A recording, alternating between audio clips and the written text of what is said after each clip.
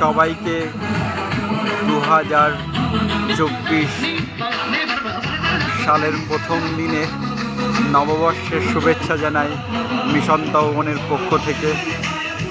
আজ আমরা প্রতি বছরের ন্যায় একত্রে মিলিত হতে চলেছি শশাডাঙ্গা 2 বাওড়ের মাঝখানে ফণিমণ্ডলের লম্বু বাগান। এক পাশে বাওড়ের ছবি আপনারা দেখছেন, অন্যদিকে চাষের জমি, মাঝখান থেকে একটা রাস্তা বয়ে গেছে তেঁতুলবেড়িয়া রোড। তার এক পাশে আমাদের এই চড়ুইভাতি উৎসব উদযাপন হচ্ছে। বিভিন্ন প্রান্ত থেকে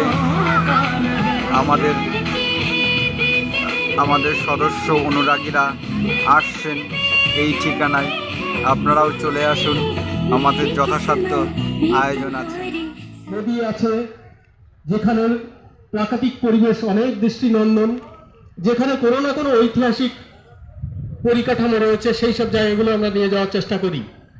এখানে আপনারা যেখানে দাঁড়িয়ে আছেন এর অদূরে একটি বিশেষ পরিকাঠামো রয়েছে, সেটা হলো ভগ্ন একটি নীলকুঠি। আপনারা জানেন যে এই এলাকায় একসময় নীল চাষ হতো।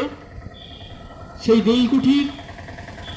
নীলকুঠিয়াল যারা, তারা কি অকথ্য নির্যাতন সাধারণ মানুষের উপর চালাতেন, সেই পরিকাঠামো এই কর্মযোগে যেন আমরা একটু হলেও সামিল হতে পারি, তাই জন্য এটা দেওয়া। আর ওনার সাথে আমরা সারাক্ষণ থাকি। আমার না কোনো শব্দই এখানে অ্যাপ্রোপ্রিয়েট মনে হয় না যে ওনাকে কি দিয়ে আমি বিশ্লেষণ করবো। তো একজন মহিরুহের মতো, এবং তার যেটা সব থেকে বড় কথা, মনের জানালাটা এত চারিদিকে খোলা না, আমার অত ভোকাবুলারি নেই যে আমি এক্সপ্লেন করবো। আমরা এর আগে একবার এসেছিলাম, সেবারও কোথায় ছিলাম, ওটা বললাম পারমাতন ফরেস্ট, না আমরা বোটিং করেছি। সেই বোটিংয়ে ভীষণ একটা বিখ্যাত বোটিং ছিল, আমরা হাওয়াগুড়ি দিয়ে পার হয়েছিলাম, সেটা খুব মানে স্মরণীয় হয়ে আছে।